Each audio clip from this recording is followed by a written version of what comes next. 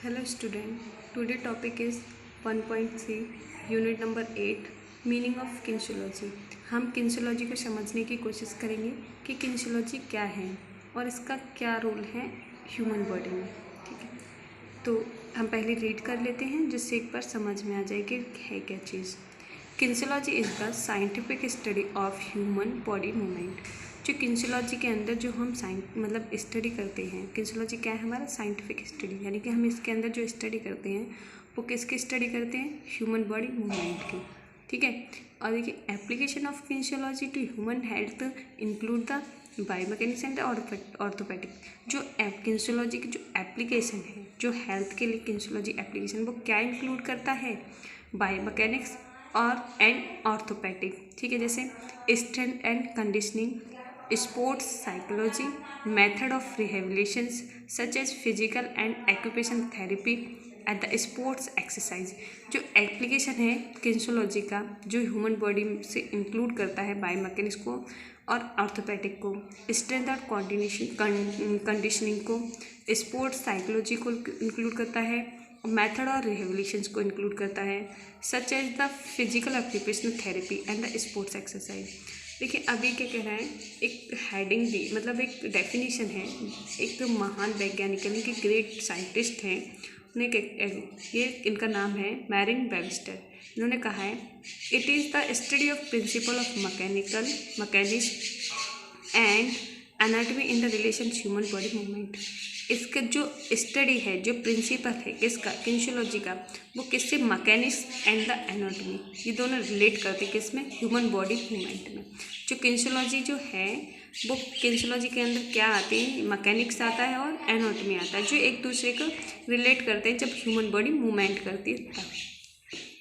किन्सियोलॉजी is the study of human movement performance. Kinesiology जो किसकी study होती है? ह्यूमन मूवमेंट जो होता है उसके परफॉर्मेंस की। And the functions by the applying the science of mechanics, और जो भी उसके फंक्शंस जो अप्लाई करते हैं, कुछ भी मूवमेंट अप्लाई करते हैं, परफॉर्मेंस अप्लाई करते हैं, तो उसमें क्या स्टडी होता है? मैकेनिक का क्या लगता है? बायोमैकेनिक्स या anatomy, physiology, psychology and the neuromuscular science. ठीक है, क्या अप्लाइंग होते हैं? जो फंक्शंस हैं उनमें क्या अप्लाइंग होते हैं? बायोमैकेनिक्स अप्लाई होता है, एनाटॉमी अप्लाई होता है, साइकोलॉजी अप्लाई, फिजियोलॉजी अप्लाई होता है और साइकोलॉजी अप्लाई होता है, न्यूरो साइंस अप्लाई होता है। ठीक है, अब कह रहे हैं application of the kinesiology in a human health include the physical education teacher. जो एप्लीकेशन है किन्सियोलॉजी का, उसमें क्या इंक्लूड होता है? ह्यूमन हेल्थ में क्या इंक्लूड होता है? फिजिकल एजुकेशन टीचर इंक्लूड होता है, रिहेबिलिटेशन प्रोफेशंस इंक्लूड होता है, physical education therapy, occupational therapy include होता है, as well as the application in the sports industry. जो स्पोर्ट्स एक्सरसाइज इंडस्ट्रीज है ना, वो भी इसमें इंक्लूड होती हैं। ठीक है, किन्सियोलॉजी के अंदर क्या है? ये सभी इंक्लूड होते हैं। अब देखिए, हाँ, ये किन्सियोलॉजी क्या मतलब किससे मिलकर के बना है? देखिए एनाटॉमी, फिजियोलॉजी एंड बायोमैकेनिक, इन तीनों का कॉम्बिनेशन क्या है? किन्सियोलॉजी है। Anatomy structure, physiology organs, biomechanics जो भी मूवमेंट हुआ है, ये सभी जो मूवमेंट हुआ है, ये मूवमेंट करेगा, ये किससे हेल्प से करेगा मूवमेंट, और जो मूवमेंट हुआ है तो इन दोनों की हेल्प से हुआ है। अब जो मूवमेंट हुआ है वो कितने डिग्री पे हुआ है, कब हुआ है, ये देख सकते हैं आप यहाँ पे। जैसे ये एल्बो कितने डिग्री पे मोड़ रहा है? 40 डिग्री पे है। और ये जो बैक है, इसमें कितना डिग्री का मूवमेंट हुआ है? 30 डिग्री का। और ये जो हमारा इसके और इसके बीच में कितने डिग्री का है? 20 डिग्री का है। तो जो हमारा मूवमेंट का जो स्टडी करता है, हमारे कितने डिग्री पे हमारी बॉडी मूवमेंट क्या है, वो सभी किसके अंडर हम स्टडी करते हैं? किन्सियोलॉजी के अंदर स्टडी करते हैं। जैसे अब हम इनके इम्पोर्टेंस को देखेंगे, क्या इम्पोर्टेंस है इनका हाँ ह्यूमन लाइफ में। Importance of kinesiology and biomechanics in sports. ठीक है, क्या इंपॉर्टेंस है स्पोर्ट्स में बायोमैकेनिक्स और किन्सियोलॉजी का? जी, understanding human movement. Kinesiology and the biomechanics gives be better understanding of human movement. Kinesiology और बायोमैकेनिक्स क्या है? जो ह्यूमन बॉडी मूवमेंट करती है उसको अच्छे से समझने में हमें हेल्प करता है। ठीक है, जैसे हमारा कितने मूवमेंट पर कौन सा एंगल बना है, कितने बनना चाहिए, नहीं बनना चाहिए।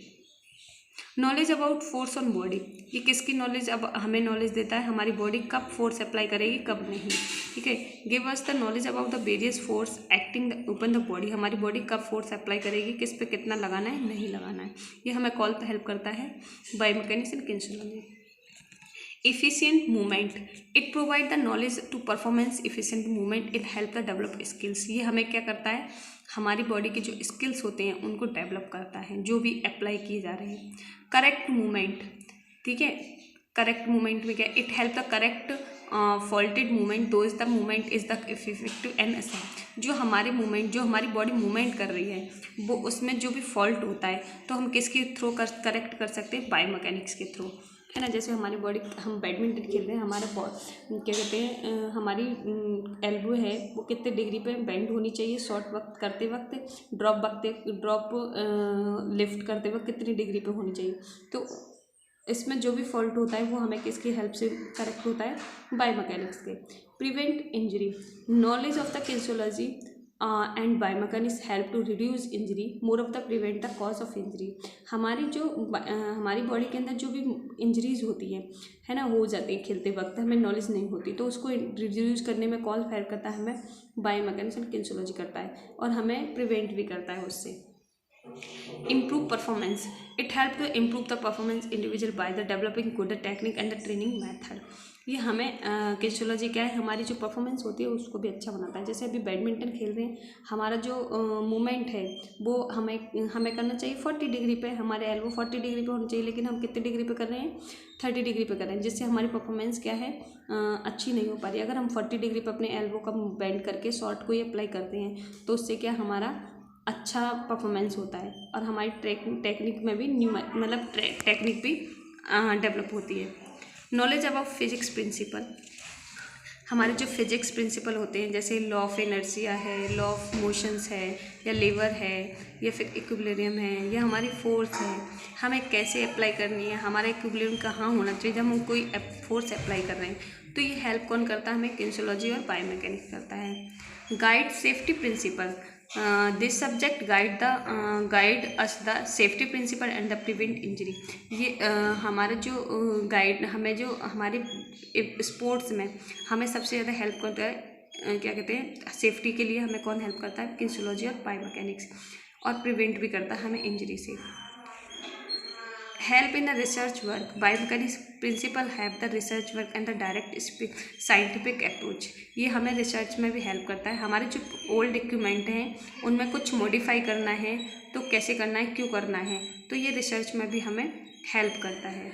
Help in developing any new equipment, और हमें न्यू इक्विपमेंट डेवलप करने में भी हेल्प करता है। जो हमारे एशियन टाइम के इक्विपमेंट हैं, जैसे पहले लकड़ी के बने हुए थे लेकिन अब सिंथेटिक के बनते हैं, या फिर किसी सिंथेटिक के बन जाते हैं, आयरन और प्लास्टिक के बनते हैं, तो इस टाइप के क्या है, ये हमारे इक्विपमेंट में भी हेल्प करता है डेवलप करने में।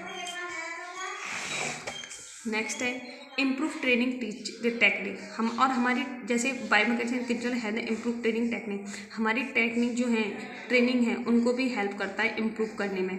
कोई बच्चा खेलता है, जैसे स्टार्टिंग जैसे रनिंग में सभी पहले एशियन टाइम में क्या है, सब ऐसे दौड़ते थे, बैठ के दौड़ते थे, लेकिन अभी क्या है, इक्विपमेंट अप्लाई होते हैं कि क्राउच स्टार्ट है, वंच स्टार्ट है, जो देखे होंगे पैडल वगैरह लगाते हैं इंटरनेशनल लेवल पे लोग, पैर के नीचे पैर होते हैं जहाँ बैठने होते हैं, स्प्रिंटर यूज करते हैं, स्पाइक यूज करते हैं, जूते होते हैं उस टाइप के, तो ये क्या हमें ट्रेनिंग में भी हेल्प करता है, टेक्निक में भी हेल्प करता है। क्रिएटेड कॉन्फिडेंस, और ये क्या, इसकी वजह से क्या है, हमारे अंदर क्या है, एक कॉन्फिडेंस है, और क्या कहते हैं, मोटिवेट डेवलप हो जाता है। तो ये थे हमारे importance of kinesiology and biomechanics. Next time पे हम स्केलेटल सिस्टम को डिफाइन करेंगे। ओके।